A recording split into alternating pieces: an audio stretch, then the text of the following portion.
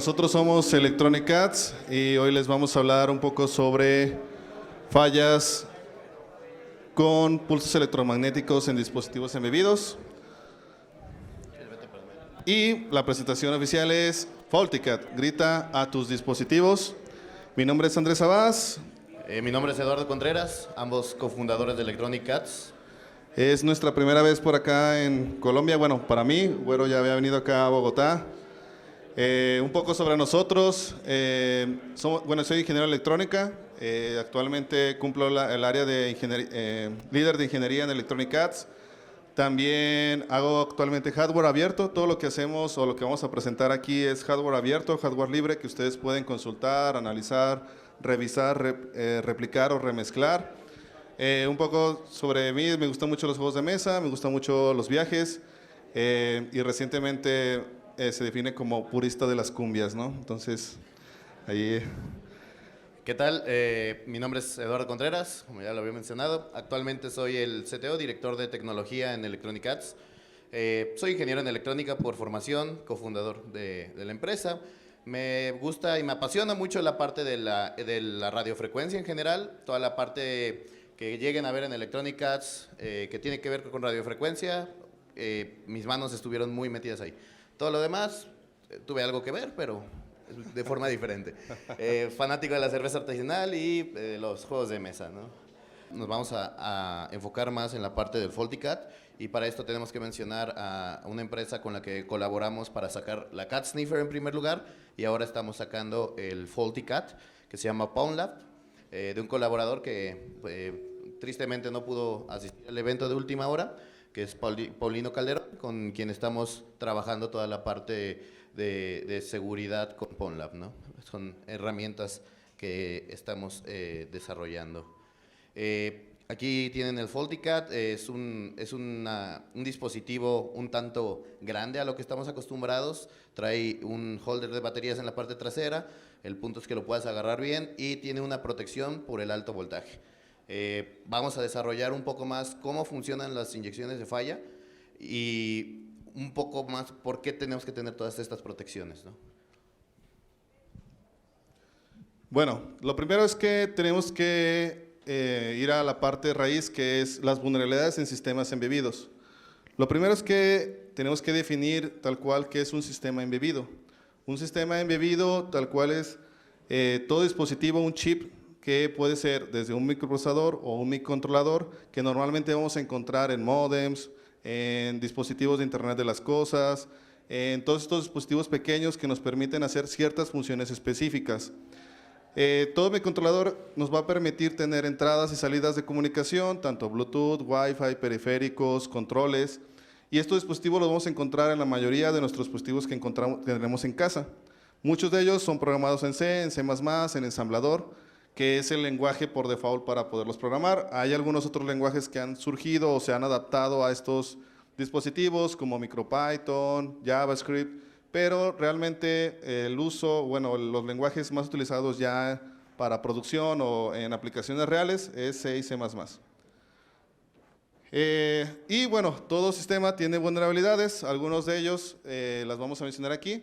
Por ejemplo, tiene la parte de fuerza bruta en comunicaciones, por ejemplo, seriales o acceso a comunicación con el dispositivo, que fue muy explotado sobre todo, por ejemplo, en modems con OpenWRT o algunas otras herramientas. También tiene la parte de Memory Buffer Overflow para poder explotar. También la parte de jamming en señales, parte de fuzzers, la parte de hombre del medio para la parte de actualizaciones, actualizaciones SOTA, actualizaciones de dispositivos, toda la parte de actualizaciones, por ejemplo, en dispositivos de Internet de las Cosas para sus casas, calefacción y demás.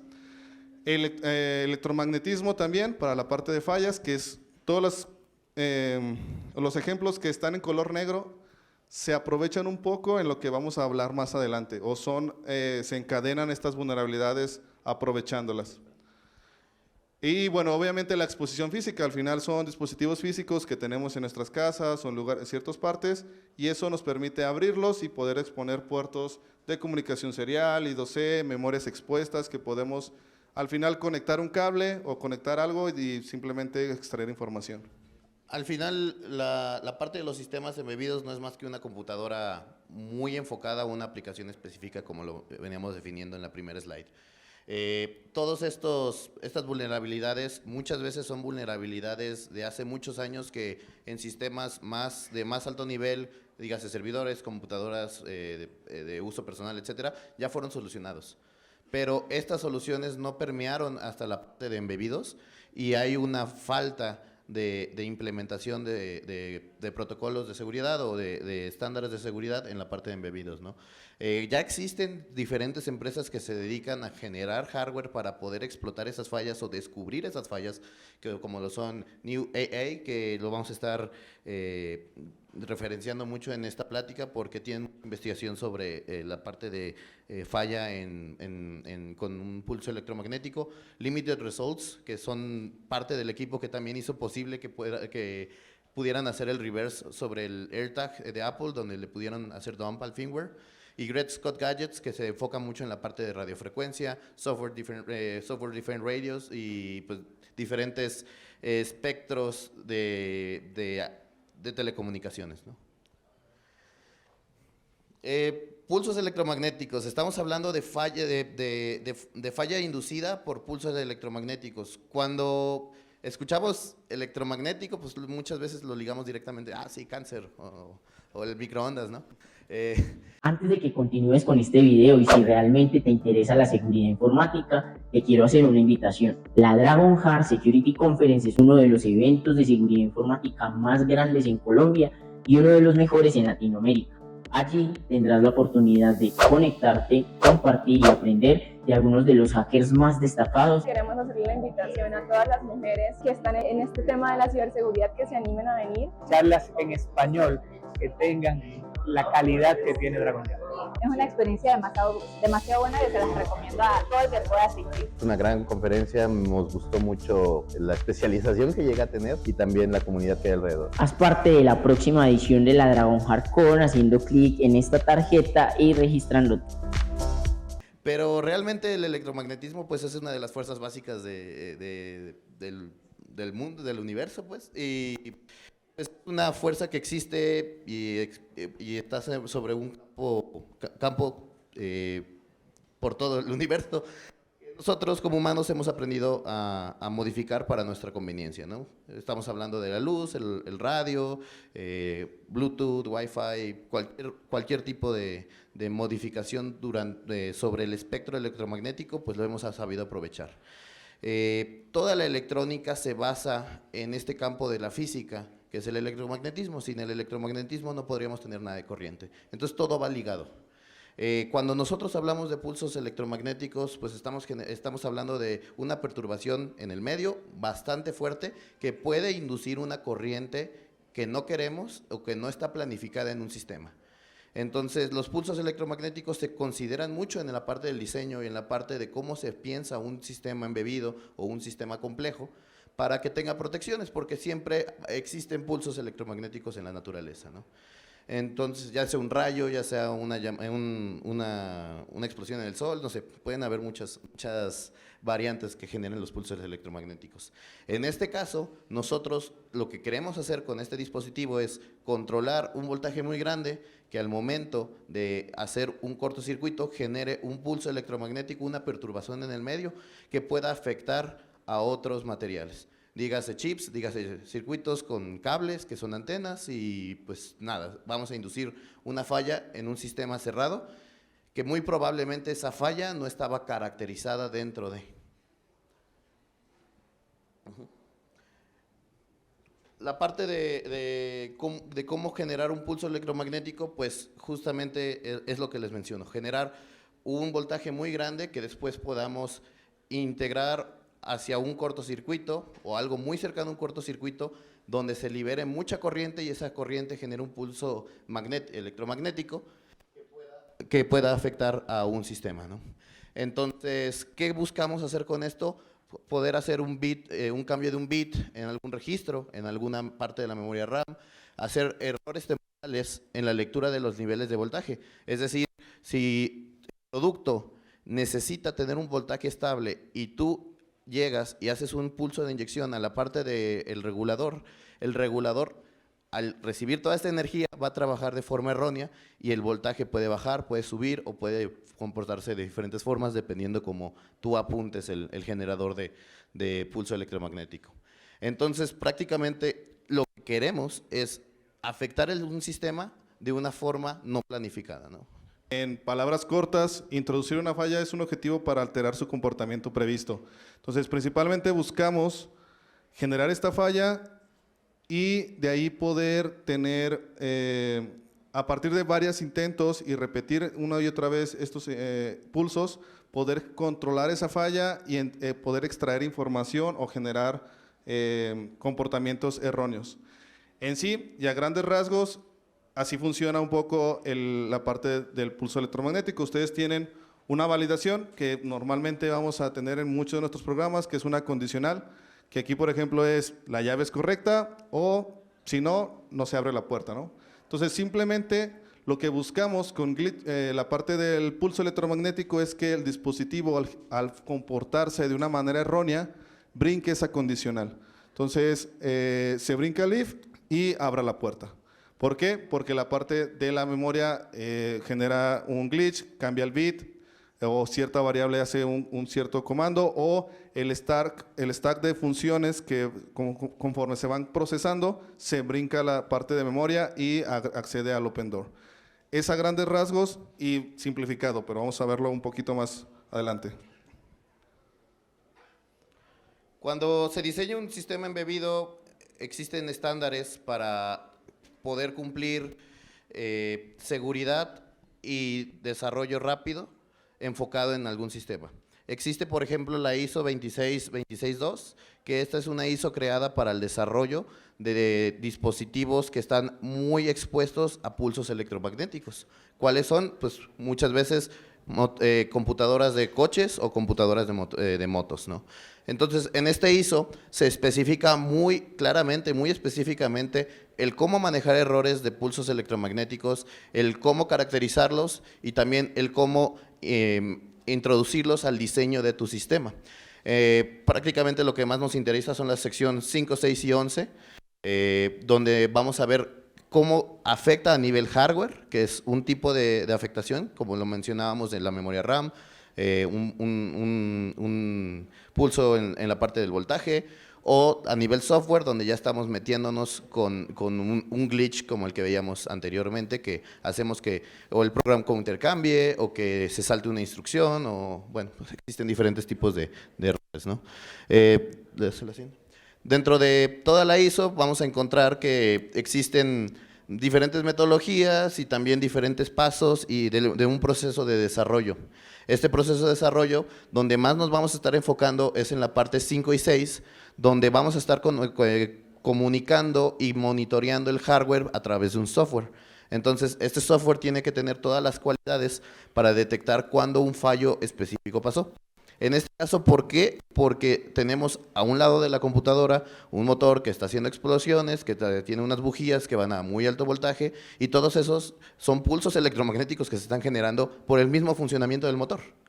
Entonces, ya existe una investigación previa, ya existe una metodología de desarrollo, pero aún así, cuando nosotros vamos a dispositivos, dígase un router, dígase, no sé, un lector de tarjeta de banda magnética, etcétera, muchas veces no se va a seguir este estándar.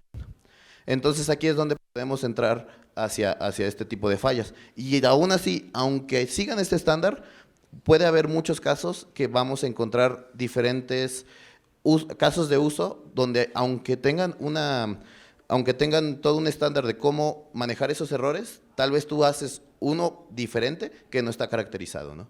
Entonces es donde estas fallas son más importantes y más difíciles de lograr, porque tenemos que, en una caja negra, lograr hacer que el sistema se comporte de una forma errónea, pero de una forma errónea que nos sirva. Eso es lo más complejo.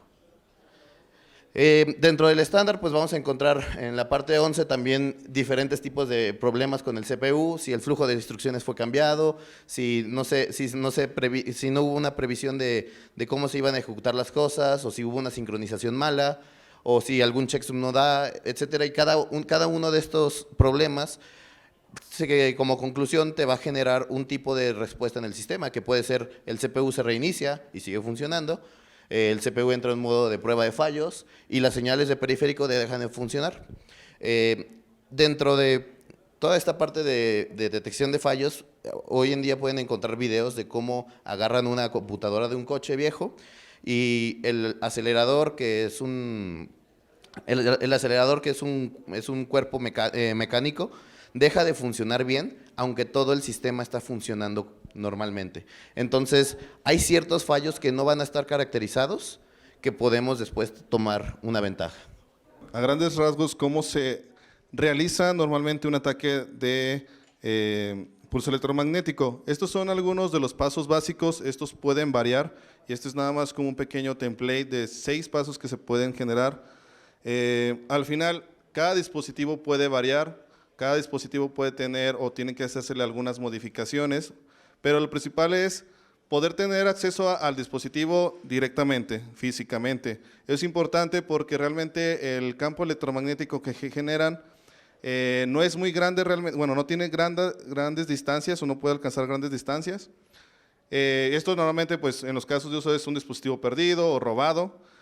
Y la segunda es hacer la inyección de la falla que se introduce. Esto principalmente se acerca el dispositivo a la parte generadora del campo magnético y lo primero que vamos a tratar de hacer es poder brincar una de las funciones de validación o poder aumentar el contador en alguna de las funciones que tiene.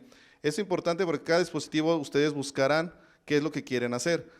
Primero puede ser desde el inicio configuración del bot, la validación de la imagen, la validación de configuración, la validación del pin de acceso, que al final pudiéramos convertirlo en una condicional, ¿no? Si se cumple que el pin está correctamente, pues entonces accedes. Esa función es la que queremos brincar en un punto. Entonces, lo primero que tenemos que hacer es iterar una y otra vez tratando de acceder a esa función, generando la falla o generando los pulsos electromagnéticos. ¿Para qué? Para tratar de hacer que el stack brinque o que la función se modifique. Una vez que tenemos el error exitosamente, en alguna de las veces que tenemos que generar un parámetro o un perfil de la falla para poder replicarla más veces.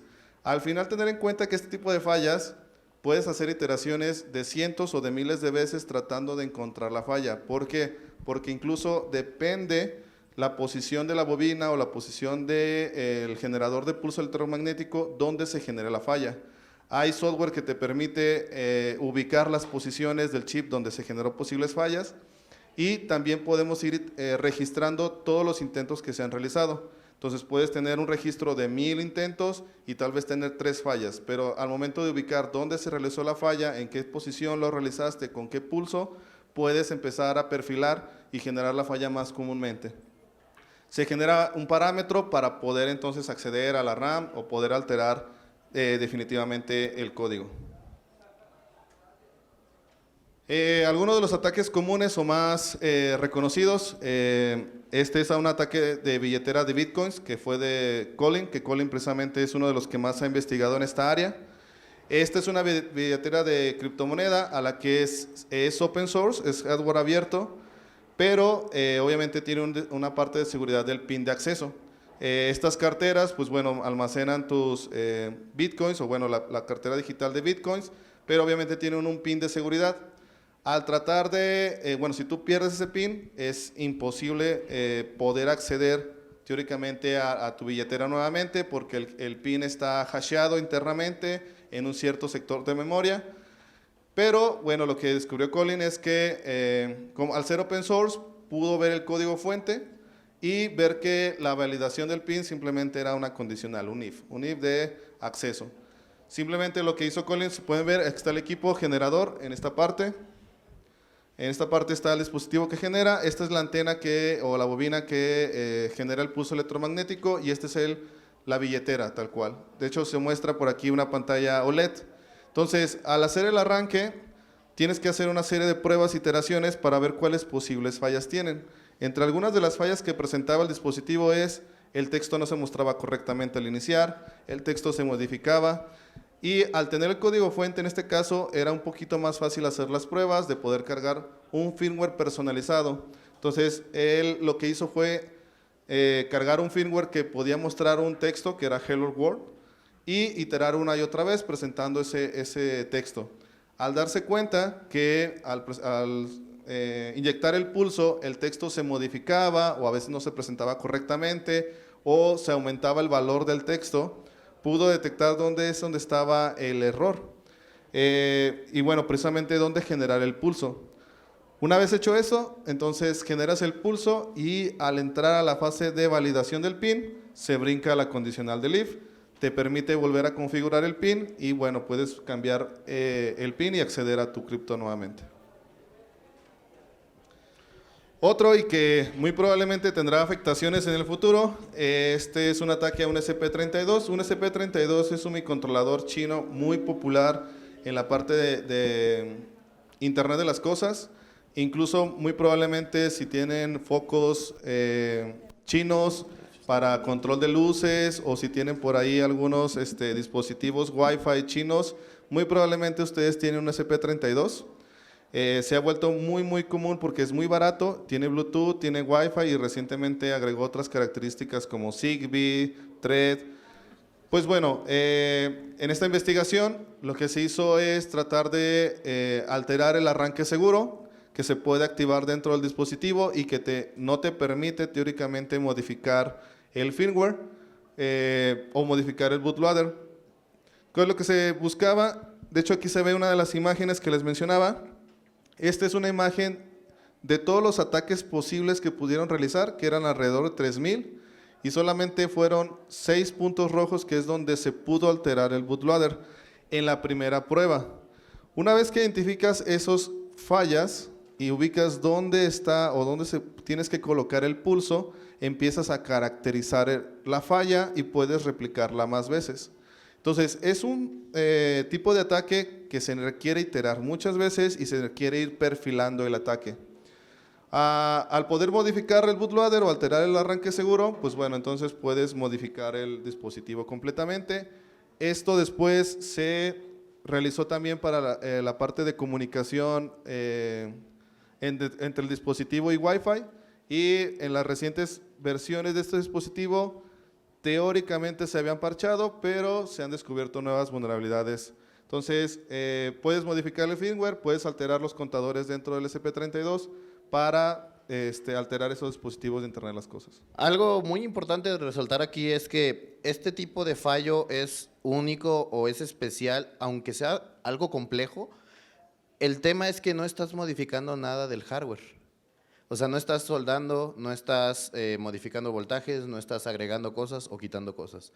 Y esto te permite llegar un poquito, pues, a un nivel de extracción de firmware, a un nivel de modificación de comportamiento del dispositivo un poquito más alto, ¿no? Entonces, más allá de que sean muchos intentos, más allá de que requieras, por ejemplo, aquí podemos ver a la derecha, tal vez no se entiende muy bien esta imagen, pero esta es una máquina XZ. Entonces, XYZ. Entonces, lo que te permite hacer mediante scripting es estar haciendo la parte de inyectar ataques, monitorear si tu ataque fue exitoso y si no, moverte a la siguiente coordenada. Entonces, prácticamente, por ejemplo, esta publicación de Realize tardaron alrededor de 7 horas en que acabara todo el estudio, pero realmente fueron 7 horas de una máquina haciendo funcionalidades de scripting, ¿no? Así como aquí tardaron 7 horas, ha habido otros ejemplos donde tardan mucho menos porque el tipo de fallo es diferente. Por ejemplo, también hay otro tipo de fallo donde bypassean U-boot y ya desde ahí ya pueden acceder al sistema operativo, ¿no?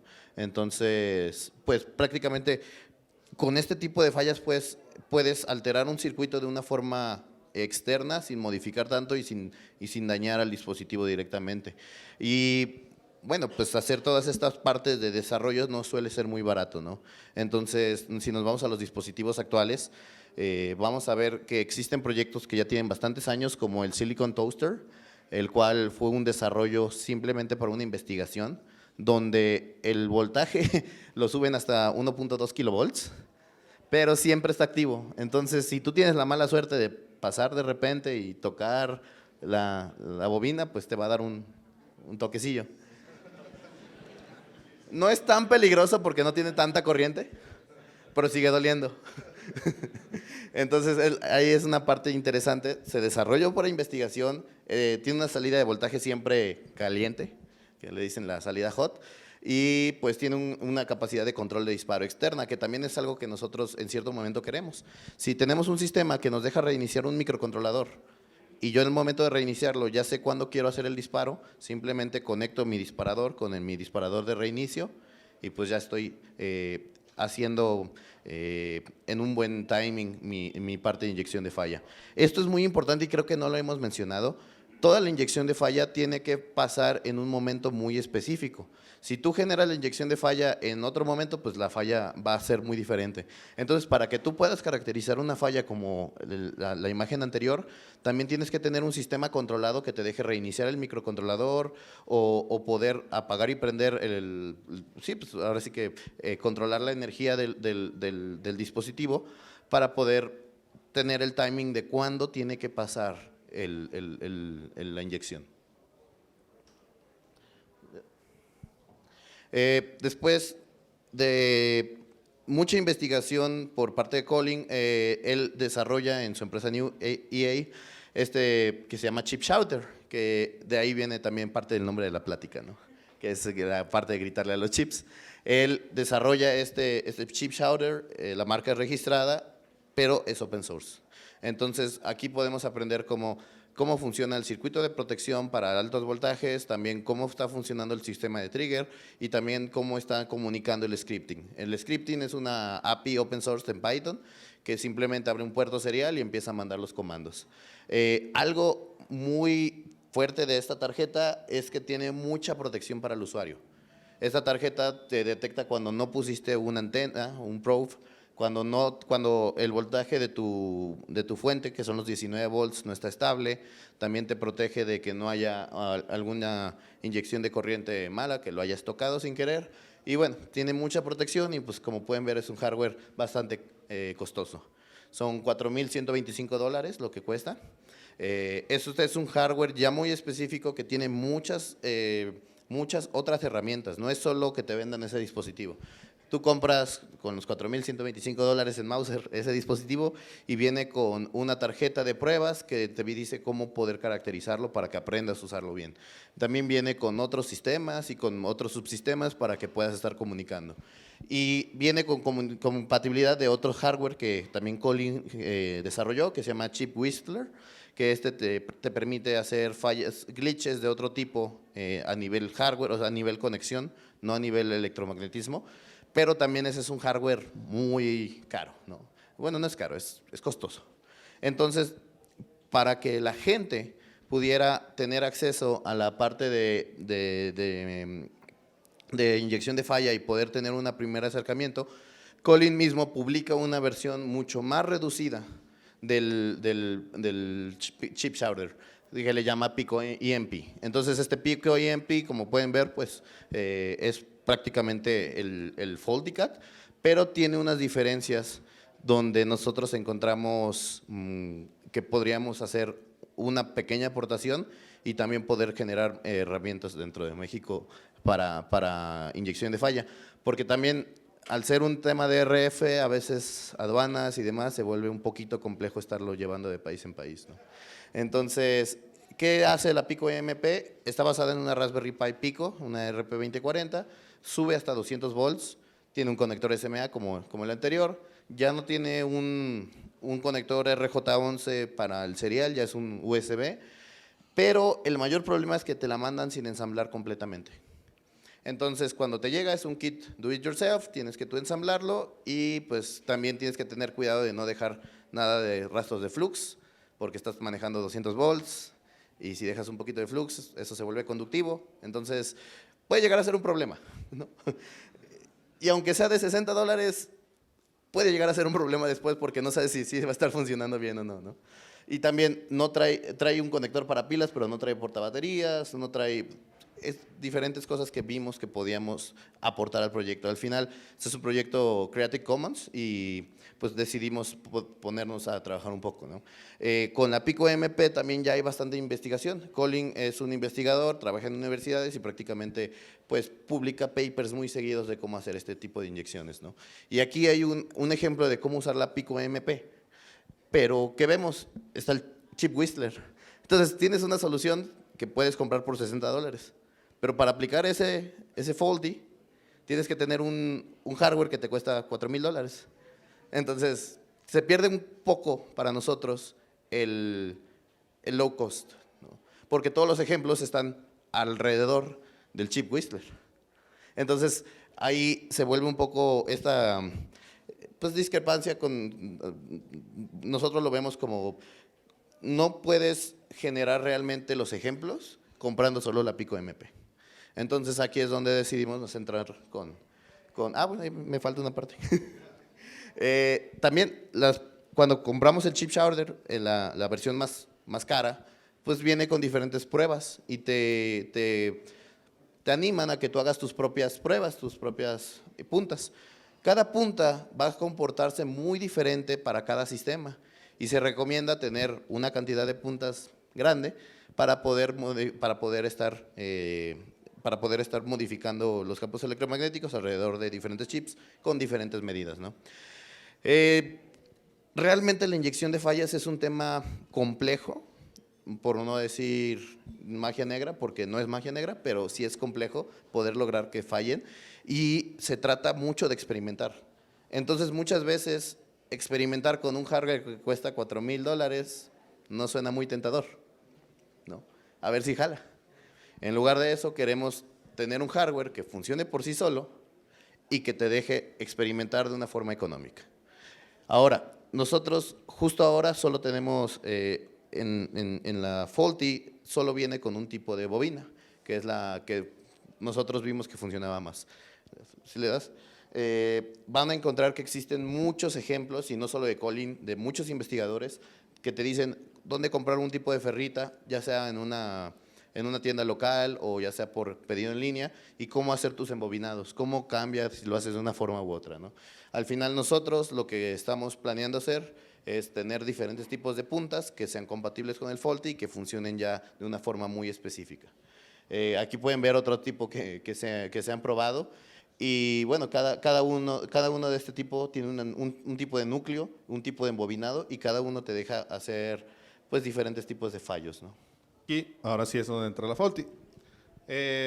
Basados en el trabajo de Colin, nosotros hicimos algunas mejoras, principalmente donde veíamos el área de oportunidad, ¿no? Lo primero es que ya no tiene una Raspberry Pico RP2040 que tengas que soldar tú, sino que todo viene ya ensamblado y probado directamente, tiene directamente un RP2040.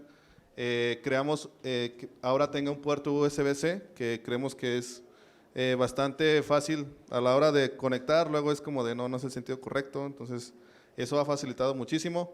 Tiene ya un portapilas directamente en el dispositivo, que eso ya también facilita que no se vaya a cortar el cable o que tengas que buscar el tipo de conector adecuado.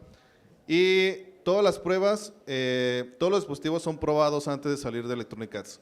Nosotros medimos desde la parte de los voltajes, que el dispositivo esté funcionando correctamente, que no haya fugas de voltaje, que pues bueno, las soldaduras estén correctamente y que evita precisamente lo que decía Eduardo, ¿no? Al final, que tengas un riesgo. Al final estamos trabajando sobre 200 volts, que bueno, como dice Güero, no hay tanta corriente, pero realmente al final es un riesgo, ¿no? Que desde que puede lastimarte hasta que puede dañar el dispositivo que estás auditando o que estás tratando de realizar el ataque, y pues no queremos eso. Muchas veces es un dispositivo único o un dispositivo que es difícil de encontrar.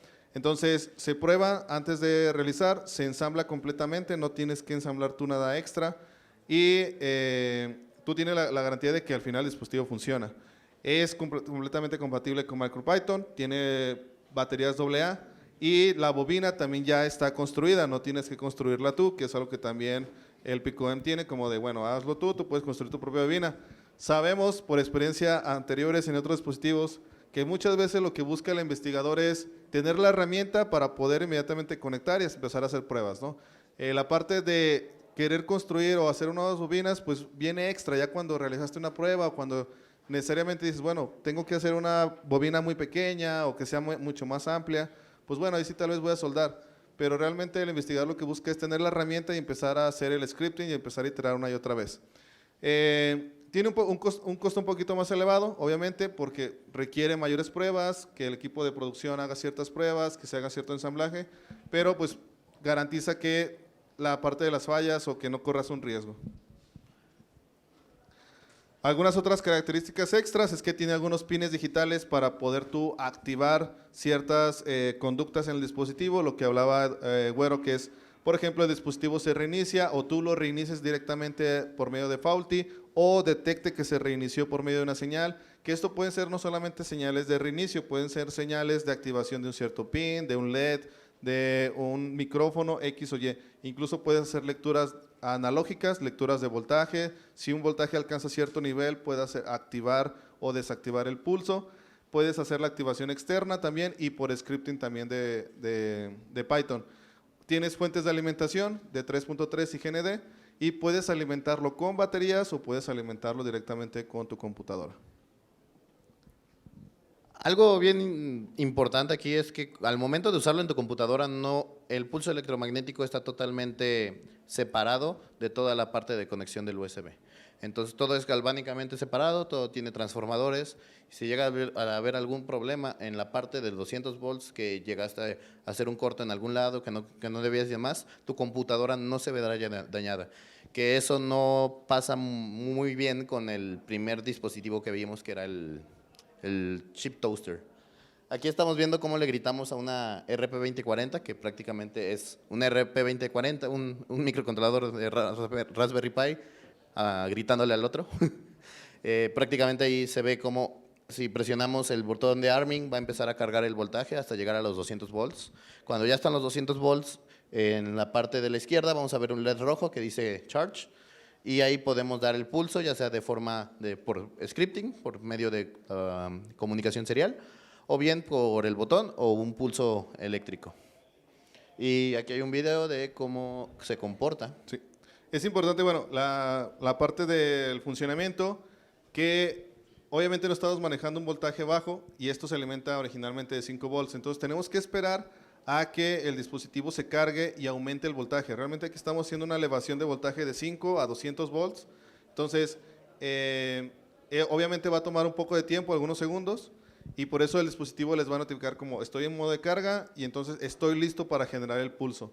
Muchas veces, si no se permite hacer la carga completamente, pues los 200 volts no van a alcanzar y obviamente el pulso no va a ser lo mismo. Entonces, por eso generamos estos dos, están estos dos botones y estos dos LEDs para indicar cuándo es el momento de generar el pulso y que está listo para preparar la carga. Vamos aquí. El ejemplo que hicimos fue súper sencillo, una Raspberry Pi contando, y cuando inducimos el pulso electromagnético, que no sé cuándo va a ser. Ahí está. Entonces, aquí ya podemos ver que en el 97, pues prácticamente el pulso electromagnético modificó el firmware y ahí entró en modo fallo la Raspberry Pi y en este caso este firmware no volvió a arrancar. Entonces, ahí tenemos simplemente un contador, un stack de USB que prácticamente se rompe. ¿Por qué? Porque llegó un pulso electromagnético muy fuerte. Y es un ejemplo muy sencillo donde igual estamos haciendo un conteo y se dan cuenta se detiene. Esto, obviamente, igual, con más iteraciones pudiéramos hacer que tal vez del 97 se brinque al 101 o al del 97 al 200. ¿Por qué? Porque estamos tratando de hacer, o podría presentar una falla, el procesador que brinque ese paso en el que está, ¿no? Algunos de los comandos que van a poder controlar ustedes directamente, sobre todo para hacer pruebas automáticas o hacer scripting de este tipo de ataques, tiene una serie de comandos, porque si todo lo resumimos a ataques directamente manuales, presionando el botón, reiniciándolo, pues realmente nunca vamos a tener el timing ideal donde, bueno, se reinició, pero mientras lo presionamos ya pasaron 1 segundo, 2 segundos y eso ya completamente pasó el punto en donde queremos inyectar la falla. Entonces, realmente la mayoría de los casos en donde ustedes lo van a utilizar van a requerir hacer scripting, donde arranque mi controlador y entonces yo por medio de scripting le puedo decir carga, descarga, inicia el proceso, aumenta el tiempo de descarga, aumenta el tiempo del voltaje y realmente es cuando voy a poder inyectar las fallas en un tiempo ideal y poder ir parametrizando la falla. De bueno, si arrancó el dispositivo, yo tengo que hacerlo 5 milisegundos después o 2 milisegundos después. Esto hacerlo manualmente por medio del botón, pues sería súper difícil, porque realmente nosotros en tiempo humano, pues mientras presionamos el botón, lo soltamos, pues ya pasaron muchísimo tiempo. Entonces, tiene una serie de comandos donde se pueden activar la configuración del pulso, el tiempo, cuánto es la cantidad de energía que puede extraer, si se queda cargando o si genera el pulso relativamente o incluso reiniciarlo. Y otra parte, saber el estatus del dispositivo. Esto para saber si ya está en carga y puedes ejecutar el comando. Puedes generar ciertos scripts donde, bueno, si no está cargado, no realices el ataque o no ejecutes o no reinicies el dispositivo. Puedes obviamente también tener control sobre los pines para que pueda hacer el reinicio del dispositivo o pueda hacer la lectura del dispositivo. Algo ahí importante también es que podemos controlar el poder, la potencia en la que el pulso va a estar generándose. Entonces, diferentes potencias te van a dejar hacer diferentes tipos de falla y tal vez una muy fuerte siempre va a hacer que falle el microcontrolador a un reinicio, a un caso de falla fuerte, pero tal vez un pulso electromagnético más chico te va a permitir hacer otro tipo de inducción de corriente. También es importante la parte de los delays, porque ahí es cuando tú quieres caracterizar cuándo quieres el pulso electromagnético. Si tu dispositivo inició en 0 segundos y sabes que en lo que entra el bootloader tarda 10 segundos en arrancar, pues quieres ese delay de 10 segundos exactos. Y bueno, no se alcanza a ver mucho, pero aquí hay un ejemplo de cómo hacer scripting directamente en la Faulty sin depender de ningún framework o ninguna librería directamente de Chip Whistler o otros dispositivos que son bastante más costosos. Dentro de los siguientes pasos que queremos hacer es, ya tenemos un hardware de gritar. Ahora, ¿qué tenemos que hacer? Pues primeramente automatización de mesa de pruebas, con ejemplos que se puedan replicar sin otro hardware, compatibilidad con mecanismos de impresoras 3D, ahora sí que económicas. Las impresoras 3D, el mercado de las impresoras 3D ha ido cada vez siendo más económico y llegar a comprar una impresora 3D que no sea muy buena en la parte de impresión o de exactitud a nivel movimiento, pero que sea buena en la parte de los pasos, pues nos va a permitir hacer cierto control con el mismo dispositivo, ¿no? También la parte de la guía de calibración de voltajes. Actualmente el Pico MP no está caracterizado el cómo se debería calibrar, porque es un circuito que va variando y el usuario tendría que hacer como un barrido para ver cómo es la linealización de su dispositivo. Pero pues existe una posibilidad de hacer una guía y eso va a estar de nuestra parte, esa es una parte del roadmap. Obviamente los ejemplos independientes de otras herramientas, queremos que el dispositivo sea un dispositivo standalone y poder generar también los scripts que vayan ligados a un programador tipo J-Link o que tú puedas poner directamente qué otro programador vas a usar para acceder a un tipo de memoria, ya sea un Bus Pirate, ya sea un J-Link, ya sea no sé, un PickKit, cualquier tipo de dispositivo que te deje acceder a una memoria, ¿no? Y también, no sé si se dieron cuenta que teníamos un puerto de expansión. La idea es poner módulos de expansión para control de circuito de ataque. Entonces, con ese módulo de expansión, nosotros la idea es poder controlar un reset, poder controlar un voltaje y poder enfocarnos más en la utilización más que en la creación de. Y bueno, pues aquí hay unas fuentes, no sé si las pudieron ver. Existen fuentes desde el 2002, si no me equivoco, de gente que ha estado jugando con el Fold Injection. Y bueno, pues estas fuentes realmente se nos hicieron bastante interesantes. Por ejemplo, el BadFed es otro chip shouter, pero por alguna razón lo sacaron del mercado, no sé qué pasó.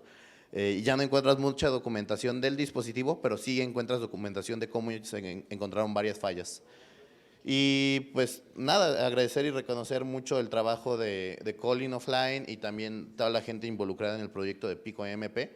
Y si ustedes están interesados en este tipo de glitching, ¿no? Este tipo de acceso a hardware, pues les recomendamos mucho este libro, lo pueden encontrar en línea por $40, $50, que se llama The Hardware Hacking Handbook, ¿no? Este también fue escrito por Colin y bueno, pues tiene muchos ejemplos que se pueden aplicar con o sin el chip Whistler, que eso sí me gustó del libro, ¿no? No estás atado solo a un hardware. Bueno, compañeros, excelente trabajo, o sea, realmente es muy interesante porque he visto bastantes glitches que se dan, por ejemplo, en el manejo de interrupciones en puertos GPIO cuando hay interferencia electromagnética. Y quería preguntarte si has tenido experiencia con los watchdog, si se levantan, ¿verdad?, cuando generan este tipo de problema en el chip. Y lo otro, si existe la posibilidad de que este tipo de técnica modifique o dañe la EEPROM del microcontrolador. Ok, en cuanto al watchdog, sí puede ser que se active dependiendo de la configuración. Sabemos que el watchdog tiene distintas configuraciones en cuanto al voltaje de reinicio, el voltaje de precaución.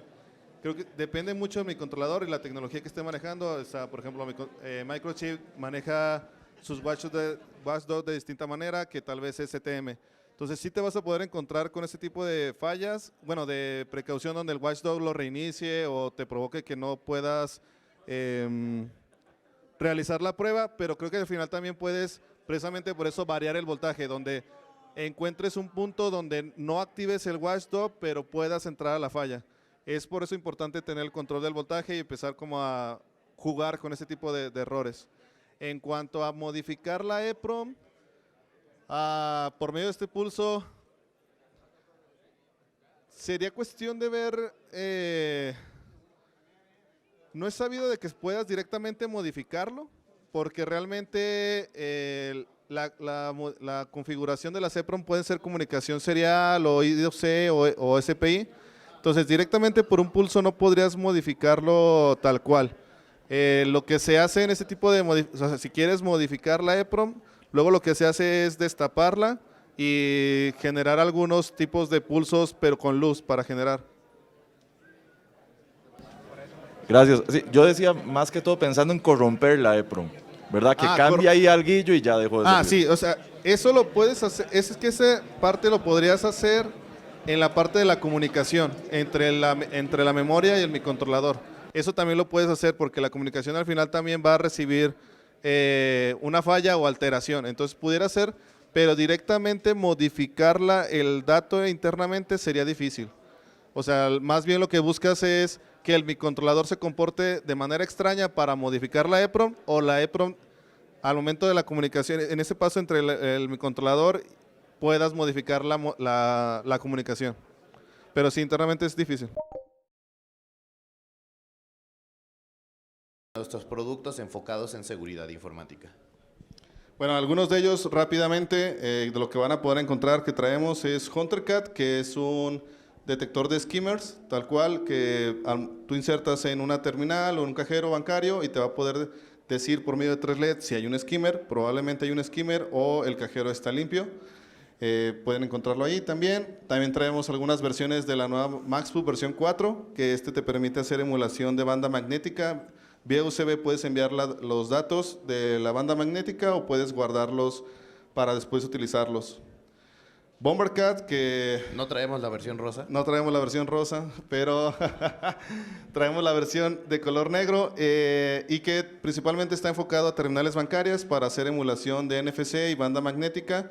Tiene Bluetooth, Wi-Fi, entonces si ustedes están haciendo pruebas en terminales bancarias, están desarrollando aplicaciones para terminales bancarias, puede ser algo que les interese. O bien solo NFC, donde quieran estar escribiendo, emulando o reescribiendo sobre tarjetas NFC.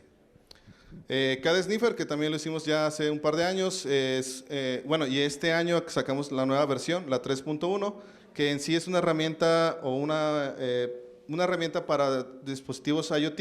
Si ustedes están auditando o emulando dispositivos IoT, este dispositivo tiene LoRa, Thread, Zigbee, Matter, Bluetooth, WiZoom, Mioty, Amazon, Wireless, SimpleLink y toda la parte de sub-gigahertz. Entonces, principalmente es una herramienta para desarrollar y auditar protocolos IoT.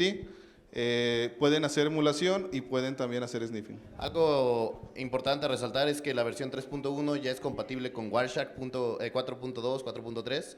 Entonces, pues realmente ya puedes obtener pickups de lo que hay en el aire sobre los protocolos de IoT mencionados, ¿no? Tenemos soporte con los diferentes sistemas operativos y diferentes herramientas para cada sistema operativo, ¿no? Aquí hay un demo que mostramos justo para Black Hat, si no me equivoco, que basado en la investigación de Salvador Mendoza, con la parte de los AirTags pudimos hacer spoofing y pues ahí podíamos hacer un spoofing de diferentes AirTags en el detector oficial de Apple con un celular Android o también con un celular iPhone, ¿no? Entonces son de las cosas que se pueden hacer con Cat Sniffer y que ya tenemos publicadas. Y bueno, pues se sigue desarrollando sobre todas estas herramientas. Muy enfocado a diferentes vectores de ataque, pero sin caer en publicar los vectores. Entonces tratamos de estar en esa línea delgada. Y uno de los recientes y más pequeños es Pau Protector, que es una protección de línea de datos de USB para comunicación con sus dispositivos como smartphone, celulares, tablets, principalmente para aeropuertos o kioscos de carga. Te permite hacer la carga rápida de estos dispositivos sin tener que hacer transferencia de datos entre el dispositivo host. Hay otro tipo de dispositivos similares, USB Condom. La característica principal de Pau Protector es que tienes la carga rápida, sigues manteniendo la carga rápida de tus dispositivos.